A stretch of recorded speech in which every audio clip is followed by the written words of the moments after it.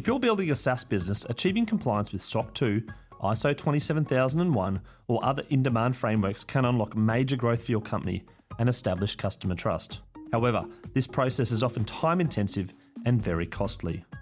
Vanta automates up to 90% compliance, getting you audit ready quickly and saving up to 85% of associated costs. And Vanta scales with your business with a market-leading trust management platform to help you continually monitor compliance, unify risk management, and streamline security reviews. Join 7,000 global companies like Atlassian and Dovetail that use Vanta to build trust and prove security in real time. My listeners get 10% off Vanta when they go to vanta.com/fun. That's vanta.com/fun. Hi, I'm Chris Titley, and this is Fintechfun, the podcast where I speak with Australian fintech founders and executive management and have some fun along the way, gaining insights about the person behind the brand. Fintechfun is part of Day One, the network dedicated to founders, operators, and investors. So I'm joined by Lynda Coker, co-founder of Co-Operty. Lynda, thanks so much for being part of this podcast series. Thanks, Chris, for having me on. And great I'm always to up for a bit of fintech fun. Yes, great to see you again. We've hung out many times in Sydney. This one is a virtual call, but now I've followed your career a little bit. But do you want to give listeners a little bit of understanding about your background and this new venture of yours? Sure. Well, I feel like I've probably gone about the journey a bit back to front. So my first time as a founder, but I've been playing around in startup land for maybe 6-7 years now. I've sort of been an employee in a startup, on the board of a startup. I've invested in startups, but I've never really done the founding. Now it's your turn. So it is a little bit different once you are actually doing it for real yourself, from scratch. But my background before that was sort of very corporate. Qualified as a chartered accountant, worked for EY for a long time. Spent a long time in the UK, mainly in financial services though. So all my clients were banks, insurers, asset managers, and I was typically working, in corporate finance.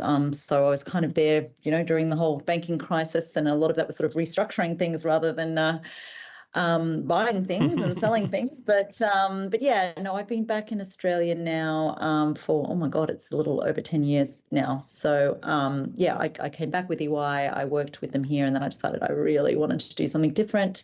Took a bit of a sabbatical, went traveling, and then, kind of started immersing myself in the startup ecosystem. And that was when Stone and Chalk started getting going. Yep. And yeah, I'd been involved in a government inquiry before that, and I knew Craig Dunn quite well. He was the chair of Stone and Chalk at the time.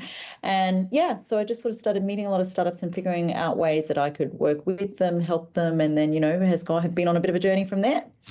There you go. I remember the Stone and Chalk days. I was actually talking on a podcast recently about the H2 Accelerator program back in 2015, I think it was, with Ben and Toby Heap.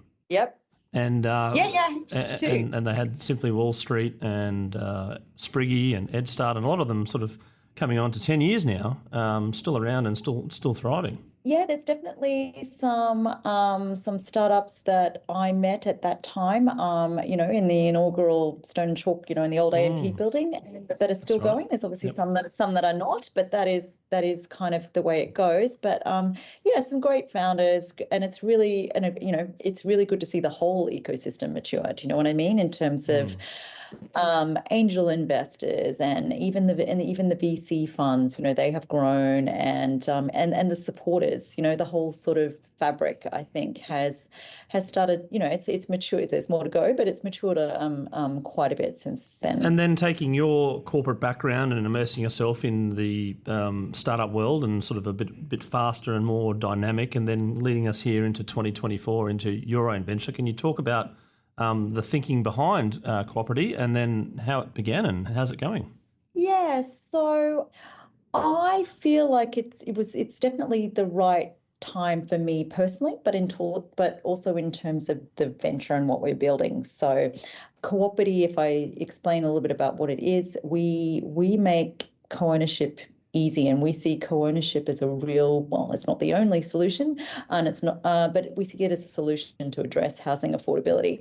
So my co-founder, Liz Rochaix, who I actually met when I was at Vault Bank, she was also at a point in her career as well. I had spent a little bit of time before starting this venture with Liz at 1835i as well, which is ANZ's corporate innovation lab, and looking at home ownership. So I felt like, okay, I've had this bit of time looking in this space. I've come out of there really looking as to what do I do next, have kind of having discussions with a lot of people, connected with Liz, who had also been thinking about this, and it just seemed the right time to do something. So that was last year.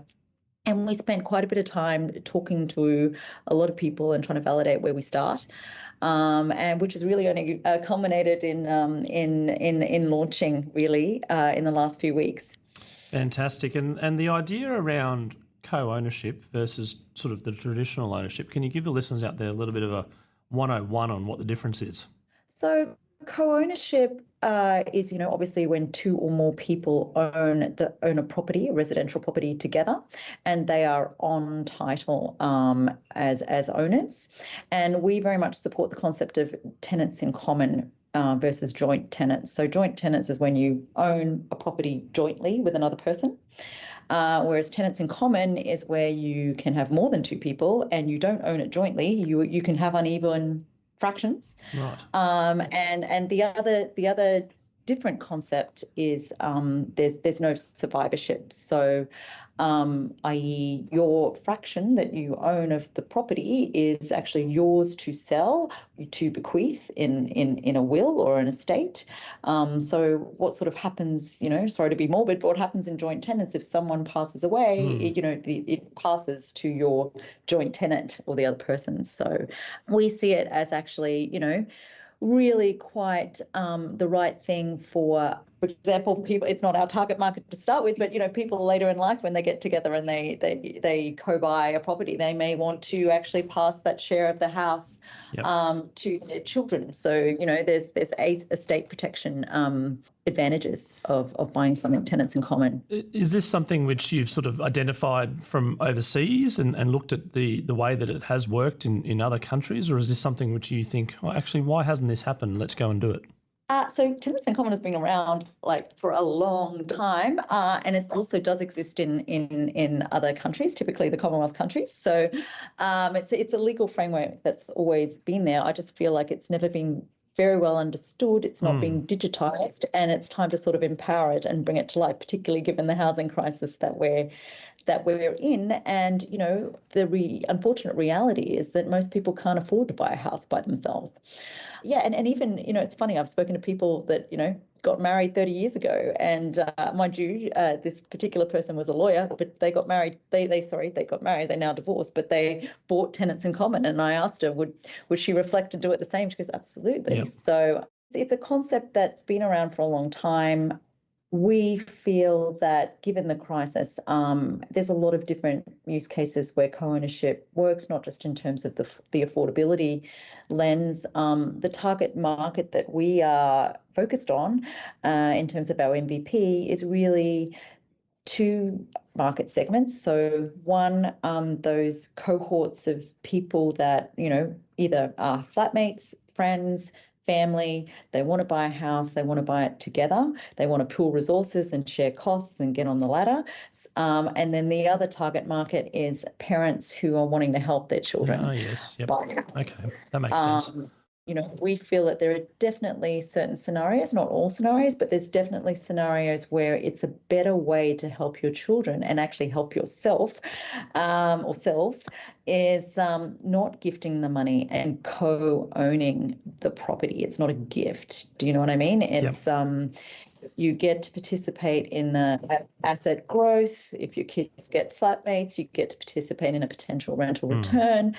And also, you have a contract in place where actually everyone's responsible for their own ownership costs in accordance with how much they own of the house. But equally, and it's funny, this has come up a couple of times, is that parents are often concerned if their kids have partnered up with someone and that doesn't work out, they've gifted this money and what's happened to that. Yes. So Okay. actually, Yeah. No, that makes at the again a bit of start, sense of you're actually things that can happen. you are owning that, right? Yep. So. And then from that model, let's talk about potential parents for their children. Can it be as little or sort of equal as like 95% one party and 5% the other, and then over time potentially buy it back, or is it quite complicated to sort of exit or increase or decrease your stake?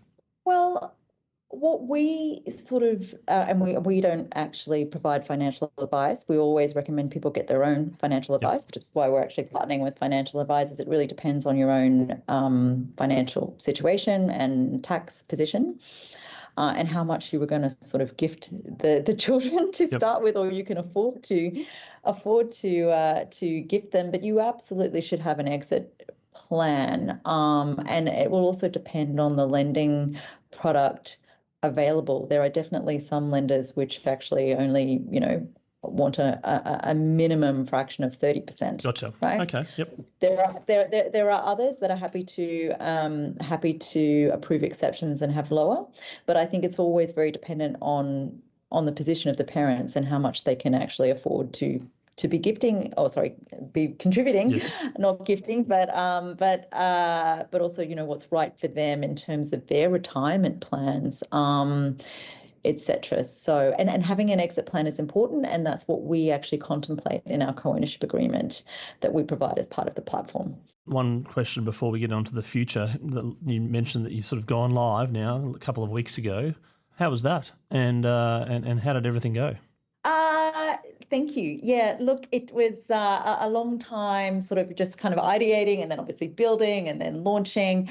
We've had a lot of great engagement, actually. So we're in beta. We're learning in terms of sort of the customers that we've been bringing on board. But what we are learning is we absolutely really value the partners that we've engaged with, and mortgage brokers is a very, very important channel for us. It's a primary channel for us. So and their feedback, because they're at the coalface having these conversations, people before they start looking for a property have a conversation around what can I afford, and just really learning from them in terms of what are the obstacles and challenges in terms of putting financing in place.